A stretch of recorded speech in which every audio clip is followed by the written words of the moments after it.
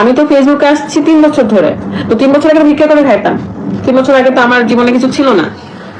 আমি ভিক্ষা করে খাইতাম। আমার আমার ফেসবুকের টাকা আমার শ্বশুর বাড়ি করছে, ফেসবুকের টাকা আমার শ্বশুর হচ্ছে বিদেশ থাকছে, এরকম কিছু বলতে চাচ্ছেন? যারা সব বলে তাদের থাপড়াই ঠিক করে দেই। বেয়াদবের বাচ্চাগুলো, ছোট লোকের বাচ্চা। যারা তোরা সব বলিস যে হচ্ছে ফেসবুকে না থাকলে তোরা হচ্ছে ভিক্ষা করে খাইতিস, তাদেরকে তারা হচ্ছে ছোট লোক। তোরা হচ্ছে ছোট লোক, বুঝতে পারছিস? আমি কোনো কথা বলি না। তোরা হচ্ছে ছোট লোক।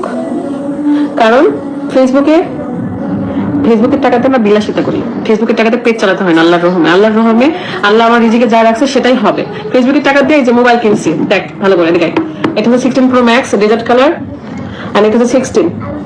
আর যেটাতে ভিডিও করতেছি সেটাও 16 Pro Max। এটা 16 Pro Max, যেটাতে ভিডিও করছি সেটাও 16 Pro Max। তিনটাই আমার ফেসবুকের টাকা দিয়ে ফোন কিনেছি। আর কি করেছি শুনবি? ফেসবুকের টাকা দিয়ে ফেসবুক কি কোটি কোটি টাকা দেয় আমাকে নিয়ে, আমাকে নিয়ে কন্ট্রোভার্সি করা হচ্ছে। সেই টপিক নিয়ে আমি কথা বলতে চাই না।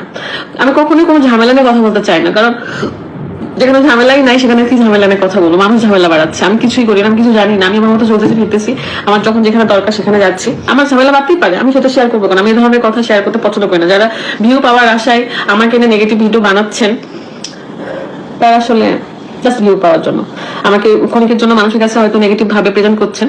যারা হেটার্স তারা ওখানে কমেন্ট করছে, তারা হয়তো খুব মজা পাচ্ছে যে ও মাই গড, আমার হেটার্স বিথি আপু, আমি তাকে নিয়ে দুইটা কটু কথা বলতে পারি কমেন্টে, তাহলে আমার খুব ভালো লাগবে।